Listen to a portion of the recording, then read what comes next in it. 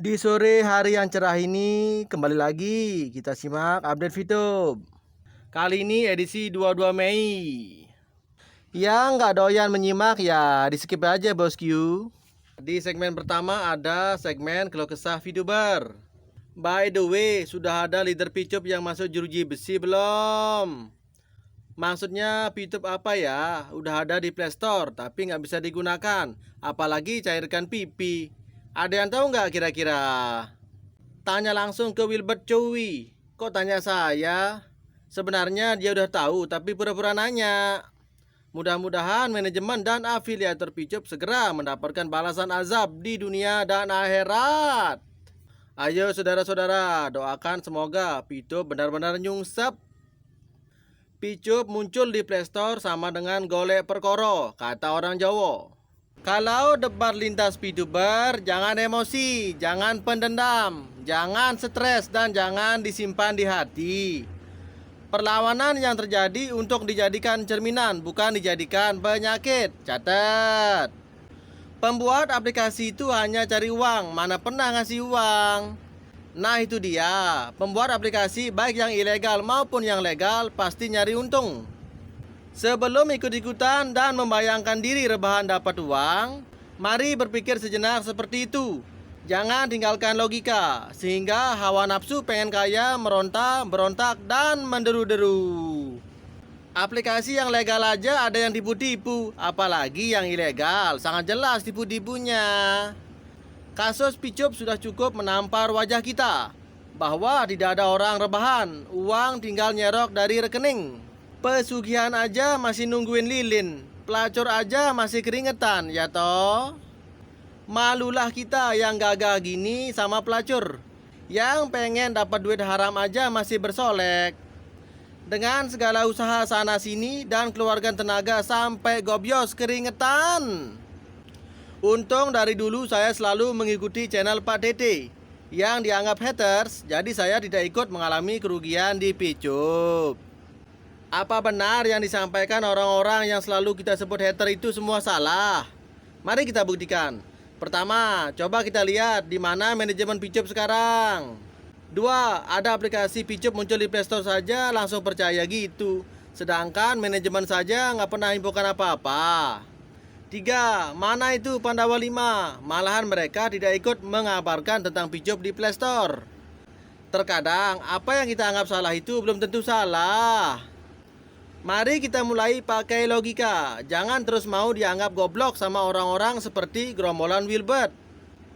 Justru sekarang kita dukung mereka-mereka yang mau berantas bisnis tipu-tipu seperti itu. Udah tahu sekarang manajemen sudah tidak lagi ngasih info. Bahkan muncul saja sekedar menyapa tidak. Lah kok malah terus ngajak berharap ke VTube? Aneh memang. Kalau ngajak berharap ke Tuhan itu baru benar. Mendingan konten kreator lama itu diam saja, jadi nggak malah menyakiti hati-hati member yang masih berharap. Coba semua konten kreator itu diam, maka semua orang akan menganggap VTube selesai. Dan tentunya tidak menambah beban di hati, ya toh? Coba lihat aplikasi yang scam, tapi tidak lagi ada berita-berita palsu. Dan tidak ada lagi harapan-harapan palsu dari konten kreator. Mereka mudah untuk move on. Sudah, nggak usah panjang lebar, langsung saja ke intinya. Inti pertama, VTube sudah meninggoy 1 tahun yang lalu. Inti kedua, Bareskrim Polri sudah mulai bertindak. Satu persatu cecunguk VTube pada kena ciduk. Tinggal nunggu mereka pakai baju oranye. Sejak kapan simbiosis parasitisme bisa menjadi simbiosis mutualisme? Itu yang bela-belain Ponzi, mikirlah, kopla kalian semua. Pandawa 5 itu sudah takut dengan Bareskrim, makanya mereka nggak berani muncul lagi. Channel MFBS aja dihapus semua oleh para penipu itu, biar barang buktinya hilang. Cecunguk busuk menyebut kata VTube aja sudah jantungan. Apalagi mau onkan VTube, malah nggak mungkin berani mereka-mereka. Jika kita mengaku punya iman, harusnya kita malu membela bisnis haram tipu-tipu VTube. Haters itu sangat mulia karena membantu tanpa pamrih. Membantu itu di mana-mana tanpa pamrih. Kalau minta balik itu imbal dagang namanya. Jablay pengen dapat duit aja mesti bergoyang dulu, ya kan? Mana ada ongkang-ongkang monyet bisa dapat duit. Ponzi akan tetap menjadi Ponzi. Sedalam-dalamnya bangkai dikubur, baunya pasti keciuman juga, ya kan? Wong leader-leadernya Picup pada kabur kok mau dibela-belain, hebat tenan. Kalau Picup yakin on, muncul dong si Wilbert, Prabowo, Yunitan Mojo, dan lain-lain. Bukan orang-orang gak jelas yang ada di tim 9. Mau punya uang 1 miliar atau bahkan tak terbatas pun kalau mereka main Ponzi ya tetap meninggoy pada akhirnya. Mana mau muncul mereka, malah buat APP baru sama kayak Picup. Mereka mau menipu member lagi. Mereka memang setan biadab. Dulu Wilbert pernah ngomong kalau pipi tidak terbeli selama 7 hari maka akan dibeli sama Picup. Nyatanya mana? Bodong kok masih dibela-bela. Jangan membodohi orang terus, dosa tahu. Ini duit didapat bukan dari langit. Izin Picup lengkap. Sekarang 1 tahun lebih main tenis. Bullshit semua. Cuma ngulur-ngulur waktu. Zaman sekarang gak butuh orang-orang yang pintar ngomong. Yang penting kenyataannya mana. Selama duit pasrah kita belum balik, Picup gak bakal berhenti dibahas. Catat. Bodoh sekali kalau duit kita dibiarkan hilang begitu saja. Masalahnya adalah yang sudah jadi bubur gak akan bisa seutuhnya jadi nasi. Ada beberapa member yang mungkin duitnya bisa kembali. Dan ada juga yang kagak bisa.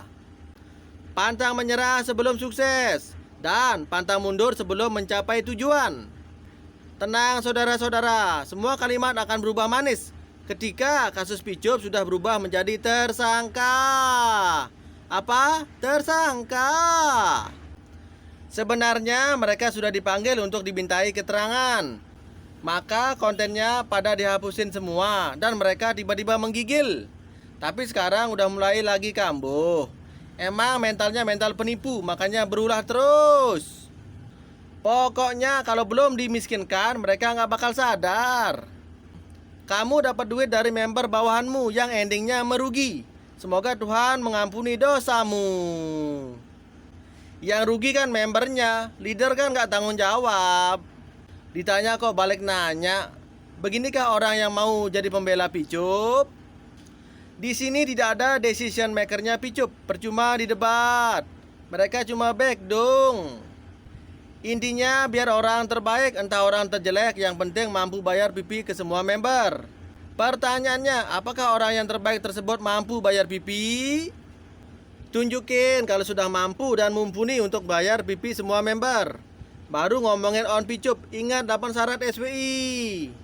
Data dari mana mau on? Sedangkan owner, direktur, dan leader 001 saja nggak nongol-nongol. Ngilang entah kemana. Ponzi tetap Ponzi, nggak bisa jadi bisnis. Dan kalau sudah meninggoy ya udah, mati aja. Kalau Picup yakin tidak bodong, para decision maker harus muncul. Bukan lewat juru bicara backdong yang suka halu kayak Sukirman. Bukan masalah deponya, lihat untungnya. Biasanya untung gak wajar fix penipuan. Apakah ADST yang di Indodax sama gak dengan yang dibilang itu? Jangan-jangan cuma nyantut nama aja. Mereka itu memang telah gagal meng-onkan Picup. Ada timnya Sukirman yang akan mengambil alih Picup. Biar on lebih cepat. Aman sih aman, duit di exchange counter. Tapi itu duit monopoli bray, gak bisa diapa-apain. Aman, saking amannya no data. Nggak ada di Indodex Queen ADST. Itu cara mainnya mirip dengan Picup, hanya saja satuannya diganti. Nggak lama lagi pasti di take down sama SWI. Mining deposit sangat rawan scam, apalagi Queen masa kini. Perusahaan yang benar-benar punya tambang Bitcoin kayak ETH aja sampai pada bangkrut. Apalagi yang mau disewakan. Kecuali pakai mesin tambang sendiri, baru bisa. Daripada depo-depo gak jelas gitu, ngapain kagak jualan bakso aja? Mayan kan untungnya. Usaha real lagi. Mining ADST itu isinya mereka-mereka yang sedang bermasalah di Barreskrim. ADST itu lebih parah. Logikanya begini. Web tidak ada layanan pelanggan. Persis seperti Picup, harus hubungi atasan dulu untuk komplain. Kemudian transaksinya antar member, jelas-jelas pelanggaran. Izin legalitasnya apa? Nggak ada yang tahu kan? Kali aja leader-leader Picup bikin aplikasi baru buat biaya balikin pipi di Picup. Bisa jadi. Suruh aja hubungi Yunita kalau masalah layanan. Lah kenapa tidak lewat customer service saja? Wong tidak ada CS-nya. Dasar web dedemit. Buat apa mereka capek-capek bikin APK baru, terus buat ganti pipi? Mending kabur lagi mereka. Bisnis sekarang nggak keren kalau nggak ada embel-embel bisnis digitalnya. Kalau saya sih percaya bisnis online paling abadi, paling aman, paling nyaman, paling tentram, dan nggak pakai drama, yaitu bisnis jualan online. Bisnis jualan online itu bisa dikerjain sambil rebahan tanpa keluar rumah. Waktu fleksibel, nggak banyak mulut. 24 jam on walau sedang tidur. Dan bisa dapat penghasilan apapun yang kamu mau. Misalnya IDR, USD, Euro, SGD, dan sebagainya. Apa kalian sudah pernah jualan online belum? Yang cuma klik-klik order tanpa stop, tanpa packing, tanpa keluar rumah buat kirim barangnya. Apapun jualannya, namanya modal pasti ada. Tapi sistem kerjanya yang beda-beda, ya kan? Kamu kebanyakan sering menghayal setiap harinya, Kirman. Picup on itu masih di hayalan kamu. Faktanya Picup off alias bubar. Aduh Kirman, kamu kelakuan jangan kayak anak SD. Minta permen ngotot amat. Kayak yang gak dikasih jabatan sekjen PBB aja. Atau sekalian aja gaji disuplai ala Freeport Finlandia. Per jam tapi lepas begitu aja APBD. Dalam skema Ponzi, promotor awalnya tidak memiliki produk sebagai sebuah kamuflase untuk menarik minat peserta, sehingga peserta hanya diminta untuk berinvestasi, namun memperoleh keuntungan dari investasi tersebut. Dan investor yang merekrut anggota baru pun tidak diberikan komisi. Peserta akan diminta untuk terus-menerus meningkatkan nilai investasi agar keuntungan yang diperoleh semakin meningkat. Sehingga apabila tidak ada peserta baru atau tidak ada peserta yang menambah nilai investasi, maka keuntungan yang diperoleh para peserta akan macet. Karena prinsip yang diterapkan adalah prinsip gali lubang tutup lubang. Nah, dalam Picup salah satunya adalah menjual pipi antar member. Tombol kesadaran Pak Sukirman tolong di-on-kan dong, Bray. Di sini kalau ada yang merasa kaki tangan atau jubirnya Picup, tolong sampaikan ke manajemen. Suruh muncul ke media untuk sampaikan keadaan sebenarnya tentang perkembangan Picup. Yang sebenar-benarnya loh ya, jangan ngumpet. Kami tidak butuh backdong yang bicara tanpa dasar yang kuat. Sukirman memang beda, dia juara favorit pidato omong kosong. Picup sebelum scam, para manajemen pada muncul semua cari muka. Setelah diobrak-abrik SWI, mereka pada ngumpet. Ini jelas-jelas penipuan, tidak perlu kirim tim segala untuk kabur dari media. Sukirman, suruh si Wilbert jelaskan. Kenapa dulu Wilbert berani ngomong kalau pipi tidak terjual dalam 7 hari, maka pipi akan dibeli oleh Picup. Sukirman, Anda jangan ngomong tentang keyakinan agama, karena Anda bukan ahlinya. Nanti malah ngawur dan tidak karuan. Please Sukirman, buka mata hatimu dan dengarkan suara kebenaran. Kalau kamu merasa jadi orang suruhan Picup, coba suruh nongol itu si Jagowe, Wilbert, dan Prabowo. Gak usah ngomong yang gak ada manfaatnya. Picup sudah scam kok diperjuangkan. Yang ada itu dilaporkan supaya uang member kembali. Ganti topik lah, makin puyeng dengerin Sukirman. Picup sudah musnah beserta jutaan pipinya. Mana itu investor yang mau suntik dana 3T? Sukirman bisa jawab tidak? Kirman, kepanjangannya kira manis. Gelap. Baru tahu kepanjangan Kirman. Selama ini tak kirain kepanjangannya kikir manusia. Hahaha. Sukirman ini ngomongnya nggak pernah pakai logika. Aduh pusing jelasinnya. Udahlah, serok aja dia. Terus jeblosin ke jeruji besi biar kapok. Kalau anggota tim 9 semua seperti Sukirman, pantas saja Picup ndak on-on. Ngeles terus. Sukirman, minumnya di mana, maboknya di sini. Ampun dah, bro. Legal aja kurang kuat kawan, harus punya uang juga. Legal nggak punya uang sama saja dengan bunuh diri. Server Picup hanya nyewa kok mau diboyong ke Indonesia, aneh memang.